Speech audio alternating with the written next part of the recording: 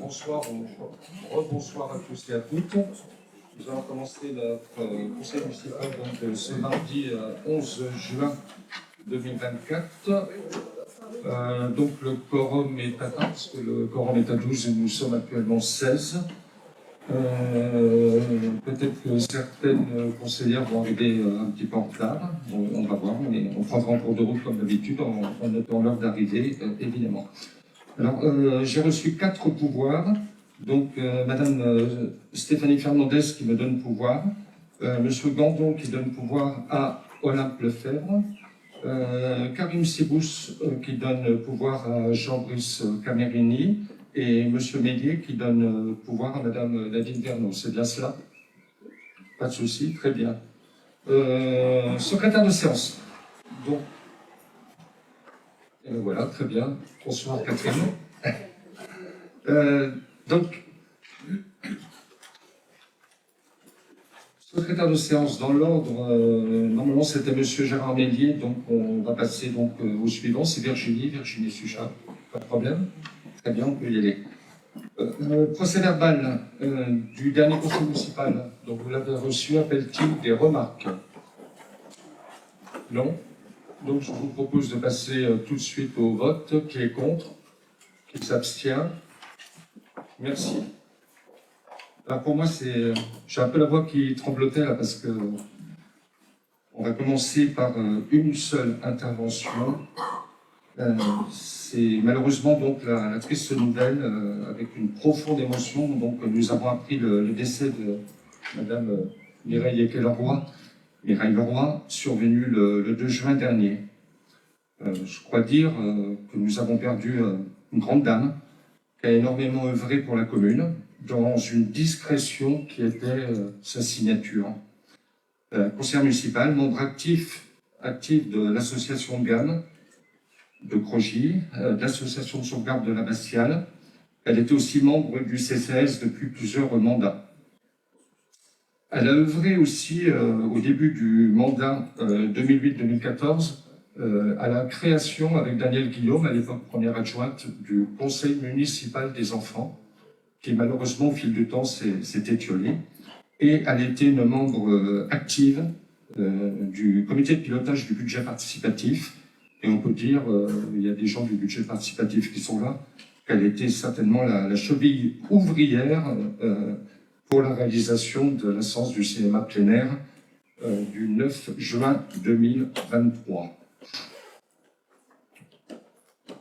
Personnellement, j'ai eu l'occasion de la connaître déjà en tant que grand-mère d'élèves. Et déjà à l'époque, je me disais, c'est une personne, quand on la croise, on ne peut pas l'oublier. Et je crois que c'était un des éléments marquants de sa personnalité. Alors je réitère en votre nom l'expression de nos plus sincères condoléances à Jean-Pierre, son mari, à sa famille et à ses proches. Jean-Jacques, il faut prendre le micro pour qu'on puisse t'entendre.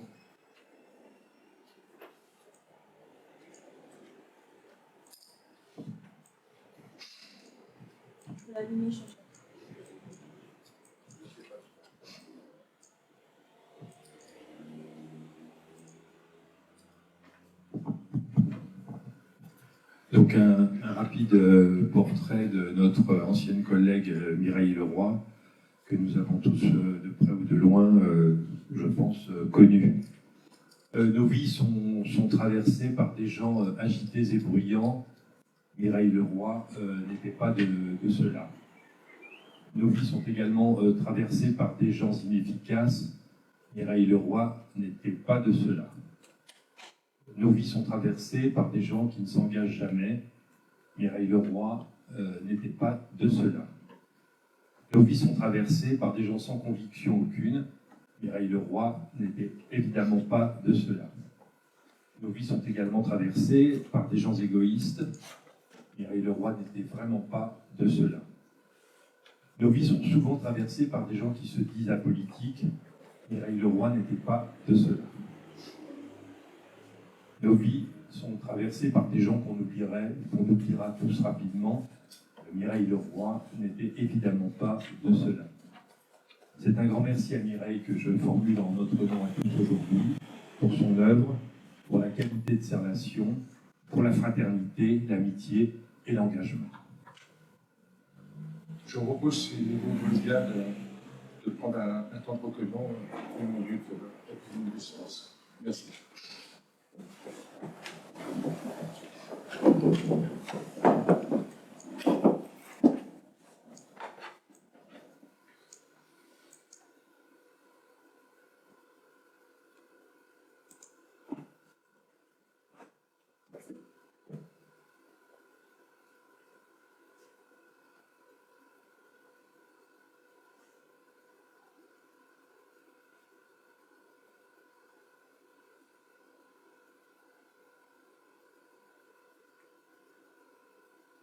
Merci.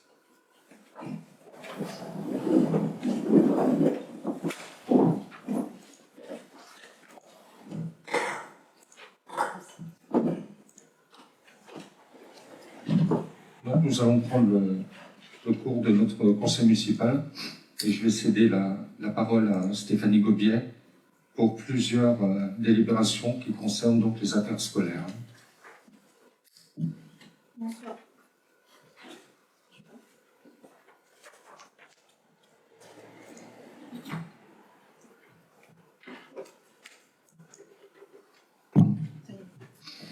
Bonsoir à tous. Donc, je vais vous présenter quelques points qui concernent les affaires scolaires, le périscolaire notamment. Des points qui ont été débattus lors de commissions scolaires, dont la dernière a été effectuée la semaine dernière. Donc, nous allons commencer par la délibération 47, avec la mise en place de la cantine à 1 € pour approbation. Donc, il y a déjà quelques temps, depuis le 1er avril 2019, l'État soutient la mise en place d'une tarification sociale dans les cantines scolaires pour permettre aux enfants des familles les plus modestes de manger à la cantine pour 1 € maximum. Donc, nous n'avions pas jusqu'à maintenant mis en place cette tarification parce que nous avions un tarif unique pour tout le monde, quel que soit le quotient familial. Et donc, ce n'était pas une obligation jusque-là d'avoir différents quotients. Et comme vous le verrez dans les délibérations suivantes, la Caisse d'allocation familiale nous demande, pour la fin de cette année maximum, de mettre en place des tarifications en fonction des quotients familiaux. Donc nous nous sommes penchés sur la question de la cantine à 1 € et donc nous avons décidé de vous proposer de la mettre en place pour la rentrée de septembre 2024. Donc la commune des Saumes est éligible à celle-ci, puisqu'elle fait partie des communes bénéficiaires de la fraction cible de la dotation de solidarité rurale, la DSR, et qu'on a conservé donc la compétence scolaire pour la cantine. Donc la mesure concerne les écoles maternelles et élémentaires, où s'applique actuellement un tarif unique de repas qui est à 4 €. Donc, les membres de la commission Affaires scolaires et finances réunis le 5 juin 2024 proposent d'appliquer la tarification sociale à 1 € à compter de la rentrée de septembre 2024. L'aide financière de l'État s'élèvera à 3 € par repas facturé à la tranche la plus basse. Elle sera versée à 2 conditions. La première condition, c'est que la grille tarifaire de restauration scolaire prévoit 3 tranches, calculées selon le quotient familial, avec au moins une tranche qui doit être inférieure à 1 € et une supérieure à 1 €. Et la deuxième condition, c'est que le tarif inférieur ou égal à 1 € doit être attribué aux familles dont le quotient familial du CAF est inférieur ou égal à 1 000 €. Donc vous avez le rappel sur une petite synthèse de comment est calculé le quotient familial par la CAF. Donc je vous propose la grille tarifaire suivante, donc à compter du 1er septembre.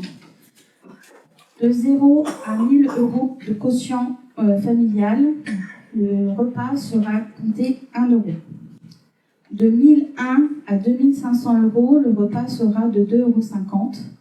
Et de 2 501 et plus, le repas sera de 3 €. Donc, je demande au conseil municipal d'approuver la mise en place de la tarification sociale du repas de cantine à 1 € selon les critères ci-dessus exposés, à compter du 1er septembre 2024.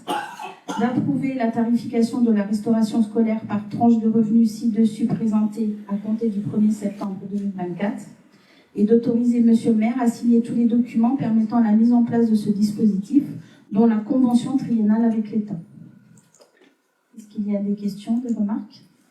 Une question, j'aimerais savoir, est-ce qu'on a une idée du nombre d'enfants qui seront bénéficiaires par rapport au nombre d'enfants scolarisés? On a, si tu veux bien, j'ai un petit tableau. Alors, c'est une photographie sur une semaine, mais ça vous donne un petit peu une idée. Et il faut savoir que pour l'instant, on n'a que la moitié des quotients familiaux communiqués par les familles. Donc, nous, si on n'a pas le quotient familial donné par la famille ou que la famille ne nous autorise pas à aller vérifier, on ne peut pas de nous-mêmes prendre la décision d'aller vérifier quelle famille fait partie de quelle tranche. Donc, c'est aussi, on a commencé à la rentrée 2023 à avoir ce discours en demandant le quotient familial aux familles, en leur disant que c'était important. Donc, bon, toutes les familles n'ont pas vu l'enjeu parce qu'on n'avait rien mis en place jusqu'à maintenant. Là, je pense qu'ils vont comprendre un petit peu mieux l'enjeu de nous donner ce quotient. Donc, je pense qu'on va récupérer l'information rapidement. Donc là, juste pour te donner une idée, le nombre d'enfants qui sont à la cantine, alors, tu vois, il y a les tranches, c'est sur une semaine, mais c'est une semaine qui est assez dense. Et puis qui est représentative en fait, hein, parce que sur une année complète, voilà. Donc on aurait 18 enfants, tu vois, pour l'élémentaire de 0 à 1000, 37 de 2001 à 2005. Pour l'instant, personne au-delà de 2501 parce qu'on n'a pas de renseignements. Et on a 35 élèves, on n'a pas de renseignements. Donc là est comptabilisé dans les primaires les élèves de mono qui sont scolarisés pour l'élémentaire mais qui mangent sur la maternelle, à la cantine de la maternelle. Alors deuxième question, 1 euro c'était une obligation comptable plutôt que la gratuité? Oui, c'est la condition de l'État. Donc en fait pour 1 euro facturé aux familles, l'État nous donne 3 euros.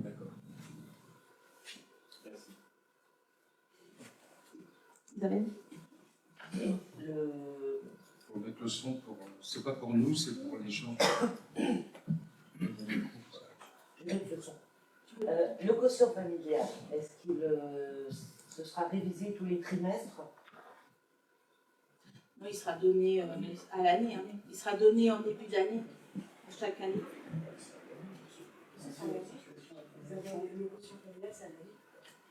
Non, c'est pas forcément à l'année. Ça peut être au trimestre pour ceux qui sont bénéficiaires d'allocations. Le quotient familial est recalculé chaque trimestre à la déclaration des revenus. Trimestrielle. J'y suis. Catherine qui. Je voulais savoir si... Non, il faut que. On pense qu'à nous. C'est comme c'est diffusé, si on n'a pas le micro. Je voulais savoir en fait si les familles ne souhaitent pas donner le quotient familial, pardon. Du coup, c'est le tarif le plus haut qui est appliqué. Oui. Ce sera peut-être une mesure incitative. D'autres questions, d'autres remarques? Décidément, Isabelle, vas-y. Vas-y.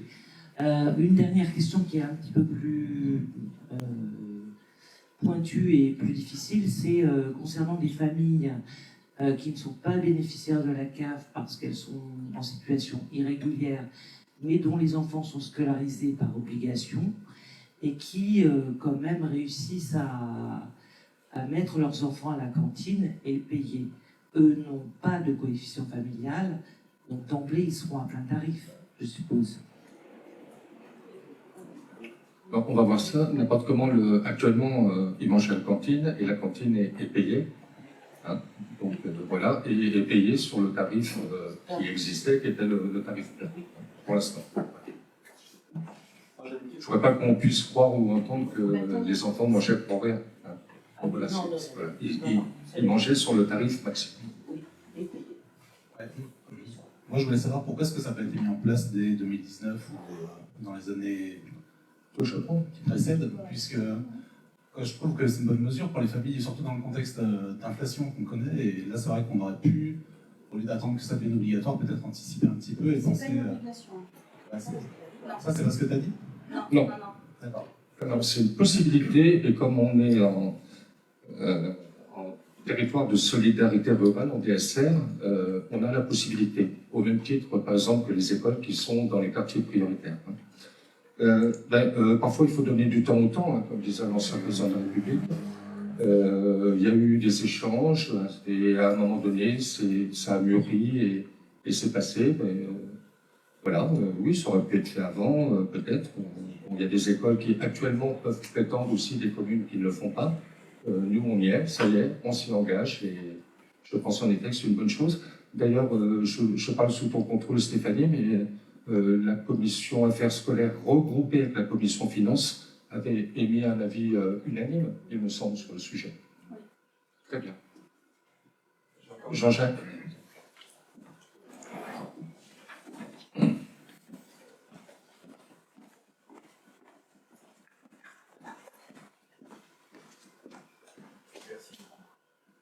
Je voulais savoir s'il y avait a priori beaucoup de restes de nourriture à la cantine après le repas de midi, et s'il est prévu, par exemple, pour les familles qui sont repérées comme étant des familles en difficulté, des doggy bags ou des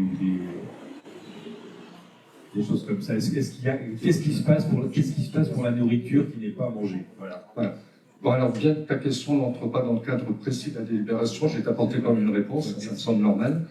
Il y a eu, il y a à peine une dizaine de jours, une opération anti-gaspi à l'initiative de la com d'Aglo dans le cadre du projet d'alimentation territoriale. La commune a été candidate. Il y avait cinq communes, je ne vais pas toutes les reciter, j'ai peur d'en oublier une. Et il y a eu une sorte un peu de challenge, mais il y avait une préparation normalement dans les classes et un suivi derrière sur le fait que si on ne mange pas tout, on gaspille. Peut-être que parfois il faut demander moins parce qu'on aime moins. Enfin bon, le but du jeu, en effet, c'est l'anti-gaspi. Donc voilà, ça s'est passé. On était un certain nombre d'élus à être présents. Moi-même, j'ai mangé là-bas avec les enfants. Alors c'est vrai que ce jour-là, ils ont peut-être un peu moins gaspillé que d'autres, mais je crois que les piqûres le rappellent. Je sais qu'à l'école élémentaire, ils le font, à mon avis, en maternelle aussi. Et puis on y reviendra là-dessus. C'est plus que nécessaire. Alors après, sur la nourriture, il y a un gros souci, c'est par rapport aux normes alimentaires. Donc normalement, on ne peut pas ressortir comme ça de la nourriture, certains plats notamment, et les redonner. Hein. Donc, ce qui est conservé, par exemple, à ce repas-là, il y avait des petits fromages emballés, il y avait des pots de compote. Ça, c'est gardé, hein, et c'est réinjecté au fur et à mesure. Mais en effet, c'est un vrai souci, et derrière, il y a des soucis liés aussi aux conséquences physiques d'une mauvaise alimentation et toutes ces choses-là. Mais c'est vrai que c'est un autre débat. Je ne veux pas fuir ta question, c'est pour ça que j'ai essayé d'y répondre. Hein. S'il n'y a pas d'autres interventions. Juste préciser que ce qui est conservé, notamment qui est emballé individuellement, puisque la législation est assez rigoureuse sur le fait de ne pas repartir avec des aliments qui ont été un peu réchauffés, parce qu'on parle de ça aussi. Tous ces produits sont recyclés et reproposés, notamment pour les goûters à la maternelle. Et puis, si des fois il y a des enfants qui, pour une raison X ou Y, demandent une compote, voilà. Mais ils sont réutilisés, oui. Très bien. Je pense qu'on peut passer aux notes. Donc, qui est contre? Qui s'abstient? Je vous remercie pour cette décision et ce vote unanime. Et je vais te laisser enchaîner. Bon, vous avez tous compris qu'au niveau de la commune, il n'y a pas de perte d'argent, hein, puisque les 3 € complémentaires sont reversés donc, par l'État. Madame Verneau. Oui, vous n'avez pas fait voter les pouvoirs. J'ai les pouvoirs et... Ah, excusez-moi. Oui. Pour les pouvoirs, qui est contre? Qui s'abstient? Une abstention. Merci Madame Verneau. On a bien raison d'ailleurs de distinguer le vote des présents et des pouvoirs, ce qui permet de ne pas avoir une mauvaise interprétation d'un vote de l'un ou de l'autre. Merci. Donc, délibération 48, Stéphanie. Donc, je continue. Délibération 48, tarif périscolaire à compter du 1er septembre 2024 en fonction fonction des quotients familiaux. Donc là, effectivement, c'est une obligation que la CAF nous demande de mettre en place. En fait, ils nous demandent d'appliquer une circulaire qu'ils eux-mêmes n'appliquaient pas, une circulaire de 2008. Donc, nous devons mettre en place une tarification en fonction des quotients familiaux. Nous avions le loisir de mettre 3 tranches, 2 tranches, 4 tranches, enfin, c'était un petit peu comme on le souhaitait. Donc nous, on a essayé de lisser les tarifs pour la cantine avec ceux du périscolaire. Je vous propose des quotients familiaux donc identiques, c'est-à-dire de 0 à 1 000 euros pour la tranche la plus basse, de 1 001 à 2 500 euros pour la tranche de milieu et de plus de 2 500 euros pour la tranche la plus haute. Donc je vous propose actuellement, le coût du périscolaire était un tarif unique de 1,50 €. Donc je vous propose de conserver ce tarif pour les tranches les plus basses, de passer à 1,70 € pour la garderie du matin ou du soir à la maternelle pour la tranche de milieu de 1 001 à 2 500 euros et de 1,90 € pour les plus de 2 500 euros. Pour l'élémentaire, je vous propose pour la garderie du matin d'appliquer les mêmes tarifs pour les mêmes quotients familiaux que la garderie du matin et du soir à la maternelle. Par contre, pour l'étude du soir, de conserver pour le moment le tarif de 2 €, quelle que soit la tranche de quotient familial. Les tarifs de cantine, du coup, seraient les suivants. On va avoir le tarif du repas qui sera dissocié du tarif de garde du périscolaire du midi. Donc la cantine, comme je vous le disais tout à l'heure, 1 € de 0 à 1000, 2,50 € de 1001 à 2500 et de 3 € pour les plus de 2501 et plus.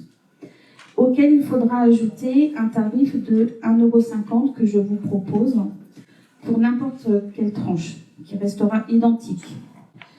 Et pour lequel on fera appliquer notamment aussi ces 1,50 € pour les PAI. Donc ce sont les enfants qui ont des soucis de santé et qui ne peuvent pas consommer leur repas de cantine. Donc ces enfants-là viennent avec leur repas et, et ne payent pas du coup le repas. Et jusqu'à maintenant, en fait, ils étaient gardés gracieusement sur le temps du midi. Donc je vous propose ce soir d'approuver les tarifs pour le temps périscolaire du matin, du midi et du soir ci-dessus, comme je viens de vous les présenter, à compter du 1er septembre 2024.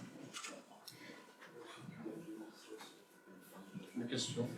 Est-ce qu'il y a des questions, des remarques? Non. Je vous propose de... Ah, pardon. Isabelle.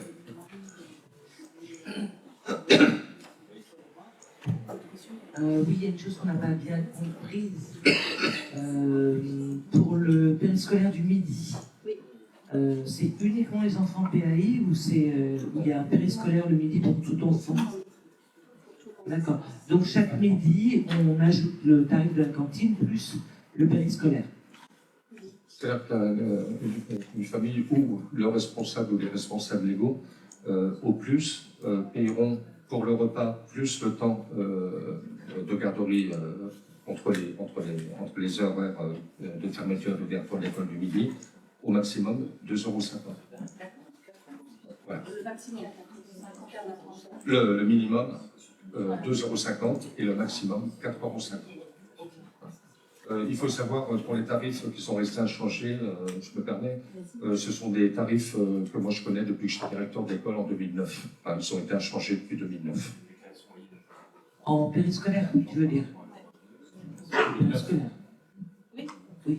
Donc en fait, actuellement, ça fait 4 € de repas, plus... Non, jusqu'à maintenant, les 4 € comprenaient le repas et le temps périscolaire était noyé dedans.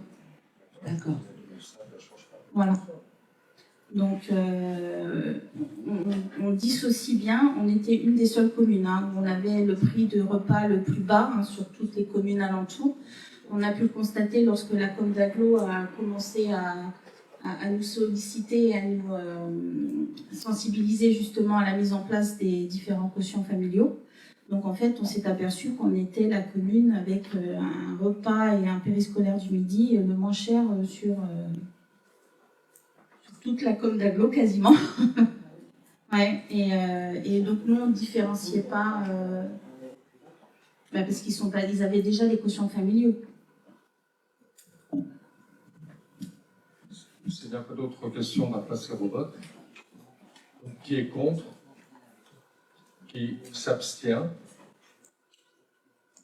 Pour les pouvoirs, qui est contre? Qui s'abstient? Donc unanimité, moins une abstention. Écoute, Stéphanie, continue. Délibération 49.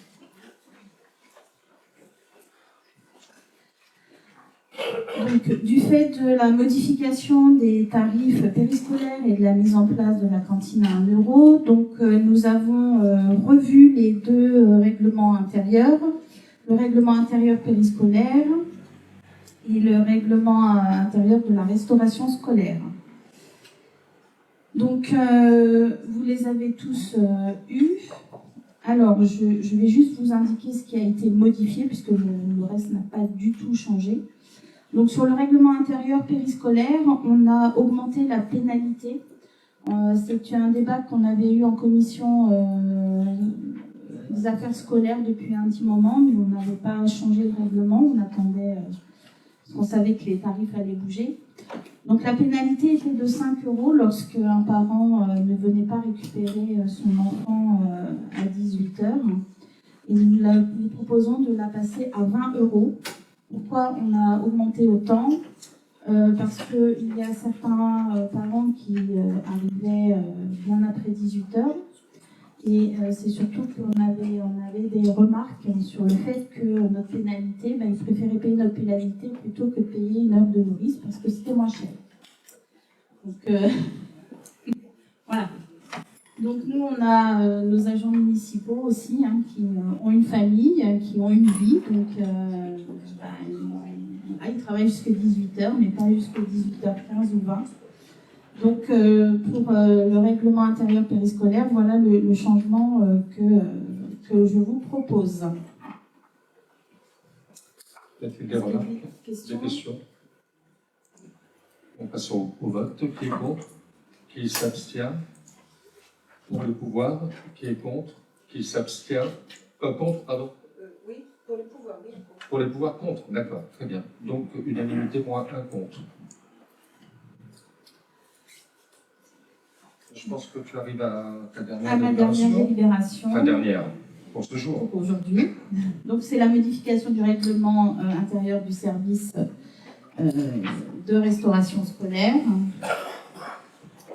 Donc, pareil, je vous indique uniquement les modifications. Donc, les modifications qui ont été apportées sont à l'article 3, où on rappelle les obligations d'annulation et de réservation de repas. Donc, on fait un gros travail là-dessus parce que on a encore parfois des repas qui ne sont pas annulés et de ce fait, on ne peut pas, nous, en amont, annuler auprès de notre prestataire. Donc, c'est un peu du gaspillage. On vous propose du coup aussi d'augmenter à 4,50 € si l'enfant n'est pas inscrit à la cantine, parce qu'à l'inverse c'est pareil, quand on a 10 repas, on n'en a pas 12. Donc c'est toujours au détriment des enfants qui sont inscrits en cantine. Donc on propose de mettre une pénalité de 4,50 € en plus du repas à régler, bien sûr. Également pour la mise en place d'un projet PPAI, tout cela s'applique bien évidemment. Et donc on précise dans l'article 4 la facturation des repas qui est faite chaque fin de mois. Donc la facture est adressée via l'application Parascol et que tout paiement peut être fait maintenant via l'application ou alors par chèque bancaire ou espèce en mairie. Voilà, il n'y a pas d'autres changements. Est-ce qu'il y a des questions, des remarques? Non. On passe au vote aussi. Donc, qui est contre? Qui s'abstient? Pour les pouvoirs. Qui est contre? Qui s'abstient? Donc, unanimité. Je tiens à remercier la commission Affaires scolaires et jeunesse et sport d'ailleurs, qui a vraiment fait un gros boulot, ainsi que nos agents administratifs qui ont travaillé sur le dossier. C'était pas obligatoirement très évident, et en plus les échanges qui ont été longs d'ailleurs en commission ont permis aussi un débat et puis la prise en compte un peu des positions de chacun. Je pense à une position notamment sur laquelle on n'était pas obligatoirement et sur laquelle on a glissé parce qu'elle nous a paru en effet très pertinente. Très bien. Nous allons passer aux finances. Donc je vais céder la parole à Xavier pour une information dans un premier temps, puis des délibérations. Xavier. Alors bonsoir à tous, bonsoir à ceux qui nous suivent sur leurs écrans, et Mireille en faisait souvent partie d'ailleurs. On va commencer effectivement par ce point pour information. Donc c'est une décision de fongibilité des crédits, donc je ne vais pas vous réexpliquer le principe, on l'a déjà vu quelques fois. Je vais juste vous citer les trois cas qui nous ont amenés à prendre cette décision. Le premier cas, c'était pour financer une cuisinière à gaz professionnelle pour remplacer celle qui existait à la salle polyvalente. Donc le montant de l'acquisition s'élève à 7 215,60 €. Le deuxième cas concerne l'achat d'une nouvelle tablette tactile, que l'on a utilisée d'ailleurs dimanche dernier dans les bureaux de vote pour contenir certains documents, ce qui nous a évité de les imprimer sous forme papier. Donc on a réutilisé dimanche 3 des tablettes que l'on avait déjà en mairie, il en fallait une quatrième, d'où la décision de fongibilité. La tablette a coûté 465 €. Et puis, troisième décision, concernant l'achat d'ouvrages pour la médiathèque, ça c'est lié au fait que la bibliothèque départementale du département de l'Aisne n'a pas cette année la possibilité d'organiser des prêts de livres, puisqu'elle est en phase de réorganisation en interne. Donc, la médiathèque nous a demandé, on y a fait droit, de prévoir un budget supplémentaire pour renouveler les ouvrages disponibles. Le montant des crédits alloués de manière supplémentaire s'élève à 1 000 €. Des observations? Oui. En ce qui concerne la première, vous avez fait plusieurs devis? Oui, il y en a eu 3 de mémoire. Parce que cette 1 200 €, c'est quoi comme marque de gazon? Bon, la marque, je ne sais plus, mais d'abord on est sur du matériel professionnel, on n'est pas sur du matériel à usage domestique, qui doit répondre à un certain nombre de normes. On a fait effectivement 3 devis je crois que il y en avait un chez Vitem au moins, mine de rien. Et on a pris le devis qui nous semblait le plus intéressant en termes de coût. Le four est électrique. Le four est électrique. Ah, vous avez pris un four électrique, d'accord. Ça. Ok. Pour la marque, je t'invite à ce qu'on y aille demain matin, on va les voir, parce que très sincèrement, je n'ai plus souvenir de la marque. Non, mais ça confirme le prix. Oui, voilà. Si le four est électrique, d'accord. Voilà. C'est pas une gaz. Très bien. C'est une cuisinière à gaz pour... Un bigaz, mais... Voilà. Pour le même confort. Oui, on est même sur un niveau de... je ne veux pas utiliser le terme de confort, mais un niveau de sécurité plutôt qui est plus important que ce qu'on avait avant. Donc, non, mais si le four est électrique, ça confirme. d'autres observations? Oui, alors comme d'habitude, on est sur un dispositif d'information quand on parle de fongibilité, puisque on a voté lors, de la loi de financement, du budget, le principe de fongibilité à hauteur de 7,5% des crédits effectivement réalisés. Et donc on s'est engagé lors de ce vote, comme l'an dernier d'ailleurs, à vous faire un rapport à chaque fois que nécessaire sur les fongibilités exercées. On est bien d'accord. Tu continues, délibération 51. Alors, délibération 51, donc, au terme de laquelle là on va retrouver le vote. Donc, il s'agit d'une annulation de dette. Comme vous le savez, la commune accueille régulièrement des food trucks sur son territoire. À l'occasion de cet accueil est dû un droit de stationnement et en règle générale, ces droits sont acquittés. Il se trouve que pour l'un d'entre eux, il reste une somme non recouvrée de 96 € qui s'explique par le fait que l'exploitant du food truck est décédé. Et sa compagne nous a sollicité pour une remise gracieuse de ce montant de 96 € correspondant au droit de stationnement. Alors, Monsieur le maire a répondu favorablement à cette demande et en conséquence de quoi une délibération s'avère nécessaire pour que la décision puisse être appliquée par le service de gestion comptable. Avez-vous des observations? 92-96. Oui, dans la note, il y a 96 et 92, donc il faut procéder à la correction. C'est un multiple de 12, donc ça doit être 96. 96. C'est dans le accept. On a une petite erreur multiple coquille.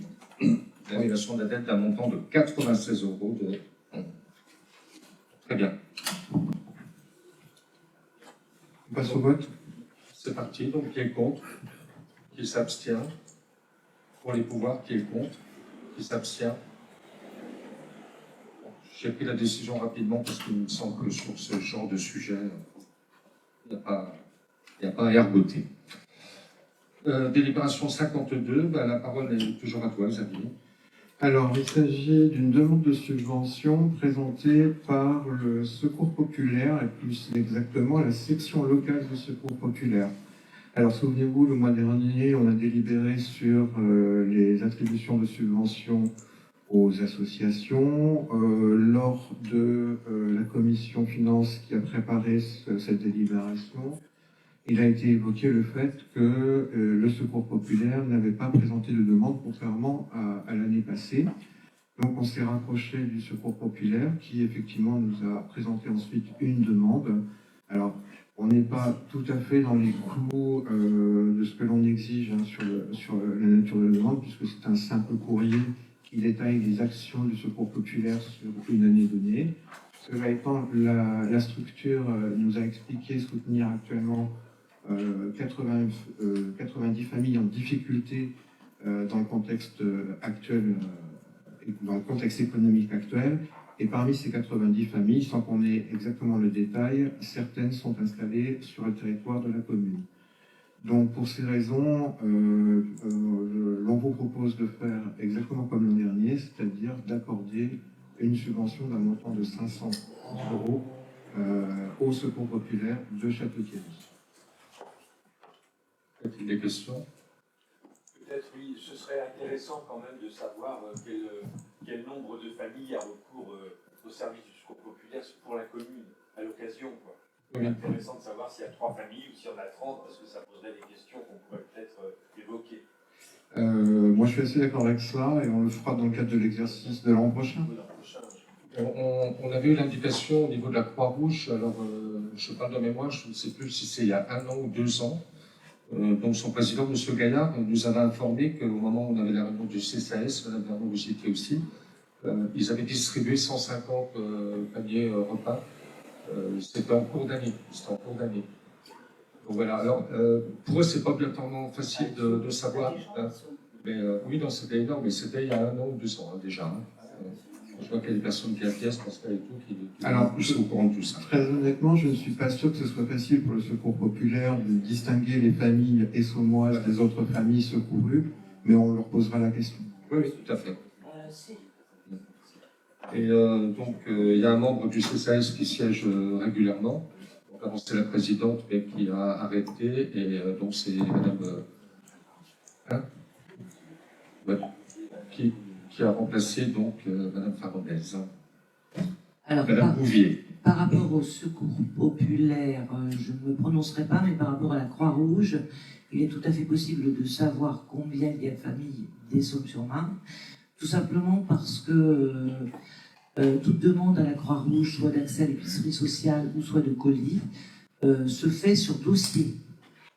Voilà, donc ce ne sont pas des personnes qui vont d'elles-mêmes contrairement au secours populaire qui est ouvert à tout le monde pour une grande majorité. Maintenant, ils passent par, tout demandeur passe par l'intermédiaire d'une assistante sociale au secours populaire. On pourra avoir un renseignement, même s'il n'est pas très fin, mais un ordre de grandeur. Bon, malheureusement, je pense que ce sera significatif. Très bien. Vous saviez, c'est bon? Oui. On peut passer au vote, donc qui est contre, qui s'abstient, pour le pouvoir, qui est contre, qui s'abstient, donc unanimité. Délibération 53. Toujours Xavier. Alors, nouvelle demande d'aide à l'achat d'un récupérateur neuf d'eau de pluie. Donc, je ne vous rappelle pas le principe, puisqu'on l'a déjà évoqué un certain nombre de fois ici. Là, il s'agit de 2 habitants de la commune, monsieur et madame Figeon, qui ont acquis un récupérateur de 350 litres qui leur a été facturé 156,40 €. La demande qu'ils ont présentée est complète en termes de pièces justificatives. Il est donc proposé ce soir au conseil municipal d'approuver l'octroi de l'aide pour un montant plafonné de 50 €, ce qui nous évite les erreurs dans le calcul.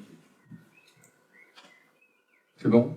Donc c'est un peu un rituel, hein, les subventions et à titre personnel, et je pense que certains d'entre vous doivent le partager. Plus on en aura, mieux c'est. On a une ligne qui n'est pas consommée complètement d'ailleurs dans le cadre de nos finances. On passe au vote. Qui est contre? Qui s'abstient? Parmi le pouvoir, qui est contre? Qui s'abstient? Donc unanimité.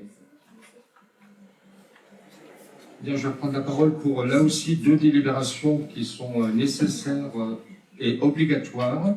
Il s'agit donc de la perception de la redevance 2023 pour l'occupation du domaine public de la part d'Enedis.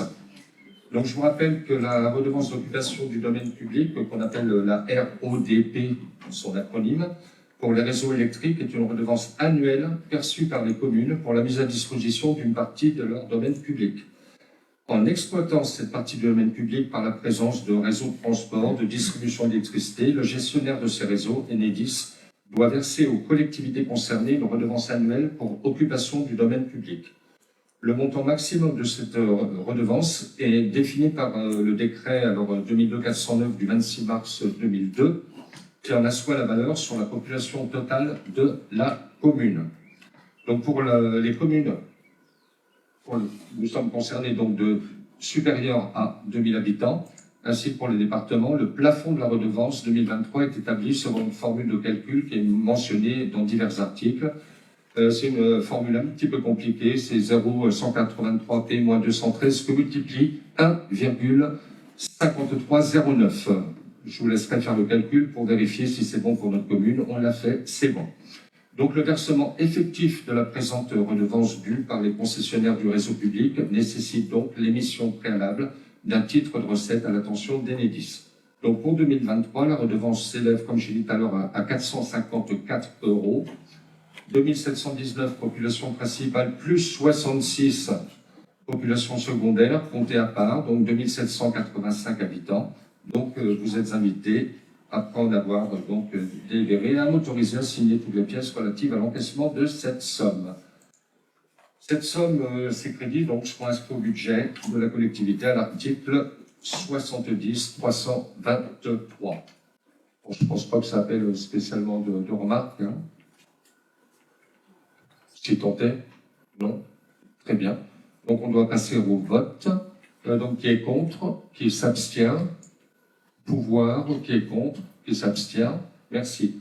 Alors je vous propose pour la délibération 55 de ne pas refaire l'AIUS parce qu'il est quasi identique en ce qui concerne la redevance 2023 pour l'occupation du domaine public de GRDF. Alors le mode de calcul est un petit peu différent, ce qui amène à percevoir par GRDF la somme de 959 €.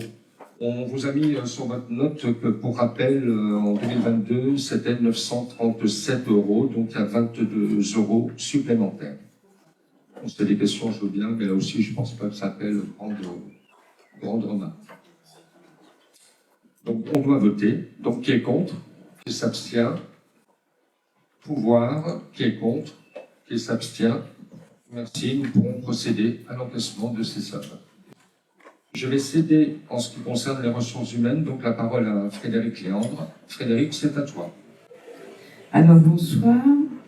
Il s'agit de renouveler le poste d'apprentissage à la maternelle, puisque vous en souvenez peut-être, nous avons 2 apprentis en maternelle, une en première année, une en deuxième année, ce qui nous permet d'avoir toujours un fonctionnement en binôme qui permet d'assurer un présentiel en alternance à la maternelle afin de pallier l'absence de l'une ou l'autre apprenti faisant sa semaine de cours à l'école. Bien évidemment, l'apprenti qui était en deuxième année va nous quitter à la fin du mois de juin, étant donné qu'elle aura fini son apprentissage. Et ce que nous vous proposons, c'est de recréer un poste pour que l'apprenti qui était en première année puisse faire son deuxième année parmi nous et prendre une nouvelle apprentie en première année. Avez-vous des questions?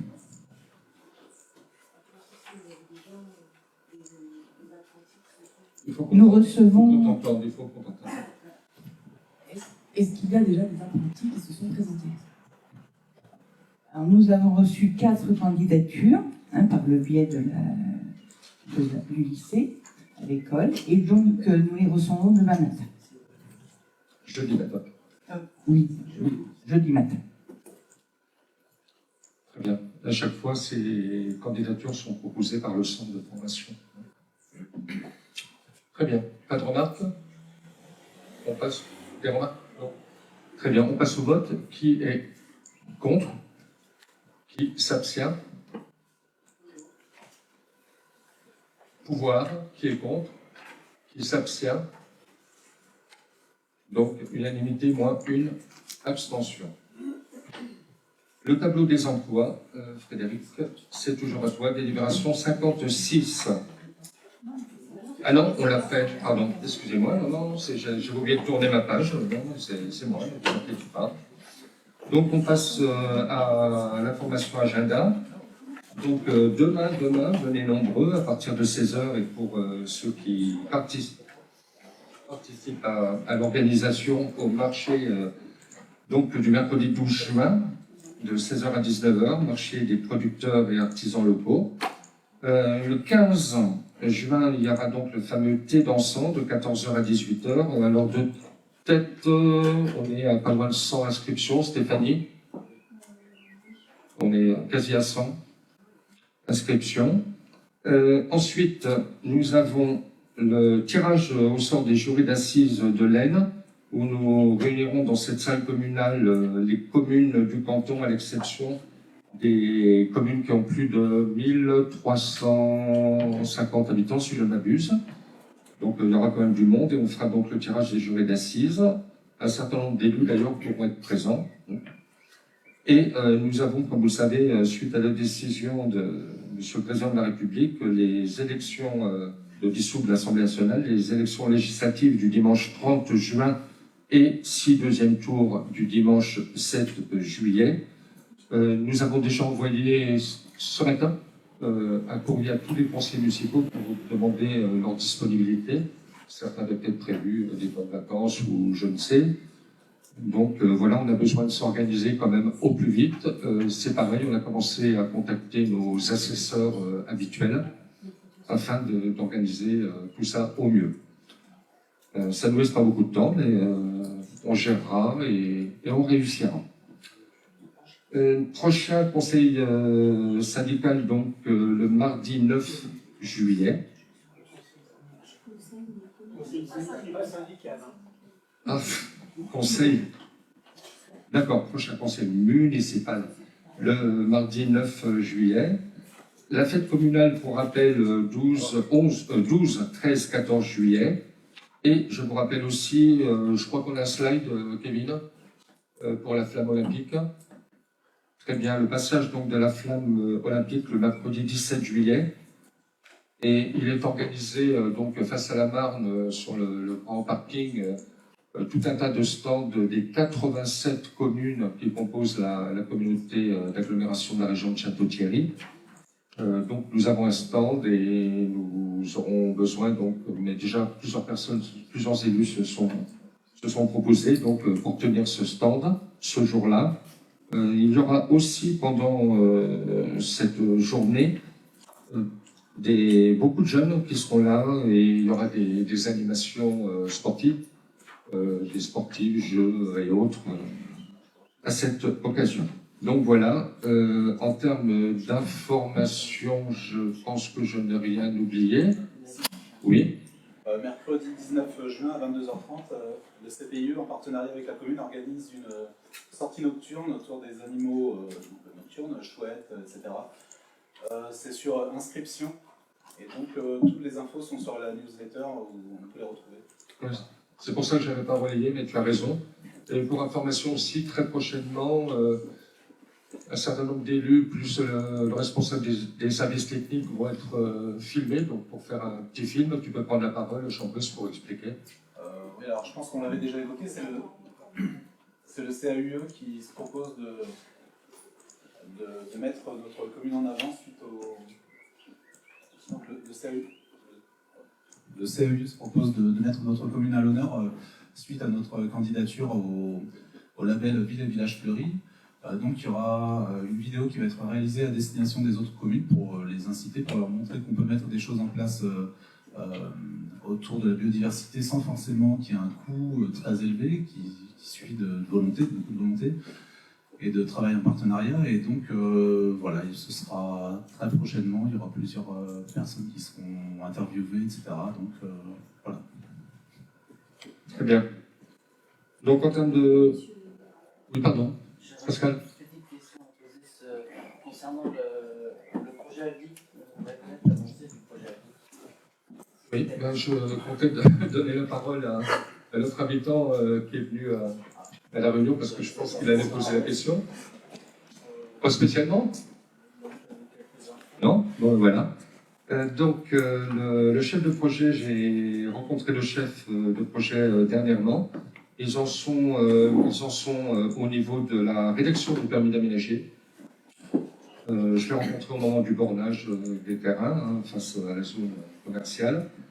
Il est convenu qu'ils donneront une nouvelle information de l'état d'avancée de leur permis d'aménager prochainement. Et ensuite, il est prévu aussi moi j'ai demandé à ce qu'on ait une réunion publique, essentiellement des riverains, mais pas seulement, hein, le moment venu. Je sais qu'ils ont déjà intégré un certain nombre de remarques qui avaient été proposées par les conseillers municipaux en termes d'accès par rapport au chemin Sainte-Ferréole qui ne serait pas ouvert entièrement, ce qui éviterait de faire tout le tour par la rue de la Paix. Il y a d'autres éléments aussi qui seront apportés. Voilà, on en est là. Il est question aussi de garder une partie du terrain puisqu'ils ont racheté tout le terrain.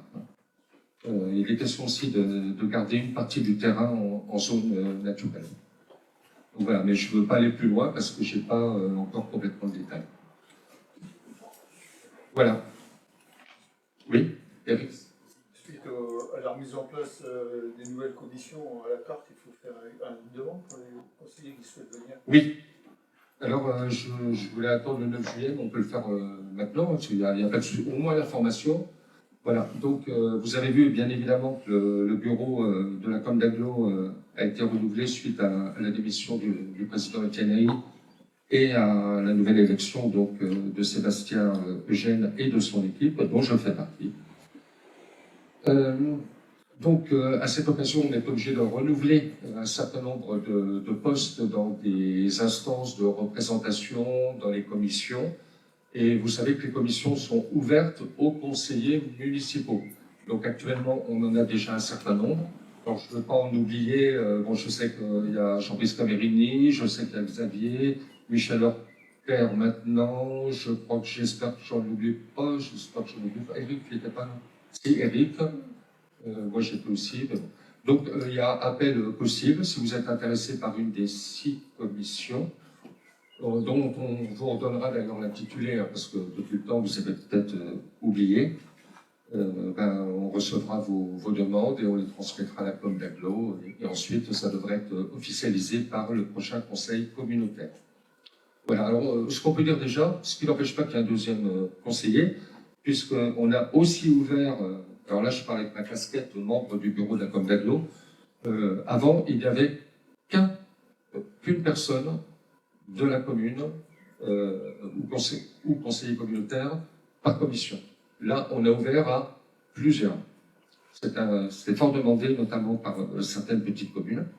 Donc, rien n'empêche qu'il y ait une deuxième personne sur des commissions où les gens sont déjà présents. Alors, Jean-Brice, toi, tu étais à la commission qui est liée à l'environnement et tout ça. Eric, tu étais à laquelle? Je ne me souviens plus. L'urbanisme et tout. Voilà, qui est très important parce que derrière, il y a le PLUH et vie économique, voilà. Donc, il y a une commission importante. C'est celle à laquelle tu t'es rajouté, Michel. Tu étais sur le service à la personne, je ne me souviens plus, hein, sur le service à la personne, et moi j'étais aux ressources humaines. Donc n'hésitez pas à vous signaler. C'est intéressant parce que là, on a une vue plus large, bien évidemment, que notre petit microcosme local. On comprend mieux. Comment ça va se faire? On va recevoir un message d'information? Alors, tous les membres qui étaient déjà présents ne sont pas remis en cause. Ils restent membres. Par contre, il y a ouverture à d'autres conseillers.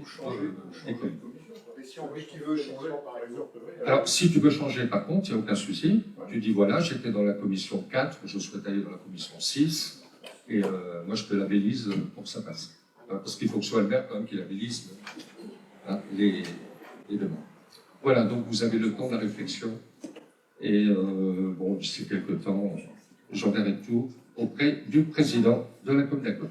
Voici à Jean-Jacques. Une question, plutôt un rappel. Je vous signale et je vous rappelle que la médiathèque présente actuellement une très jolie et très subtile exposition sur la rue d'Urbar qui a été mise en scène par Martin Huot, et que ça fait toujours très plaisir aux employés de la médiathèque quand les élus viennent voir et discutent un peu avec elle, entre autres. Donc je vous rappelle, c'est une exposition de qualité qui dure jusqu'au 22 juin. Voilà. Nous étions un certain nombre d'élus à l'inauguration. Il y en a certains qui ont participé déjà avant au travail. Il y en a qui sont retournés la voir tellement c'est beau. C'est vraiment passionnant. Et puis en plus, l'artiste, parce qu'on peut dire que c'est un artiste, monsieur Roger Lacombe est quelqu'un par ailleurs de passionnant, très humain, très accueillant et vraiment qui maîtrise son art, bien que dans un âge avancé. Voilà. Très bien, s'il n'y a plus rien. Par contre, si je me permettrais, donc par rapport aux prochains conseils municipaux, vous voyez que dans les informations agenda, on peut peut-être passer à côté d'une ou deux infos. Donc je demanderai aux conseils municipaux à chaque fois avant de bien redire pour qu'on ne passe pas à la trappe telle ou telle information, involontairement bien sûr, à chaque fois. Très bien. On se dit à Isabelle. Oui, est-ce qu'on peut mettre dans le du prochain conseil municipal la réunion qui a eu lieu au niveau de la commune d'Aglo sur ce qui découle de la loi Elan et des projets ZEN et ZAN. Alors, on avait pris au départ du mandat un chemin qui me plaisait bien, c'est que quand on voyait un conseil municipal pas trop chargé, on essayait de faire un petit débat. Un point qui n'appelait pas en délibération, mais voilà. Ça peut être, c'est le sujet, de même qu'on en aura certainement un à un moment donné sur le PLUH, donc le plan local d'urbanisation intercommunal et d'habitat. Il y aura quelques sujets comme ça où une expression large sera nécessaire. Parce qu'il y a une échéance pour le mois d'août. Eh ben, on a le conseil du 9 juillet. Voilà. Ah oui. L'important sur ce sujet, vous avez vu que les calendriers n'arrêtent pas d'être reculés. Donc voilà, très bien. Mais je crois qu'il faut prendre en compte cette demande-là. Comment? À qui? Ben oui, j'ai proposé la parole, mais vous ne souhaitez pas. Oui, je vous avais dit, il va poser la question à votre place. Bon, ben merci d'être venu en tout cas. Très bien, je vais vous libérer, on va se libérer. Merci d'être venu et à très bientôt, déjà au marché, demain. Bonne fin de journée.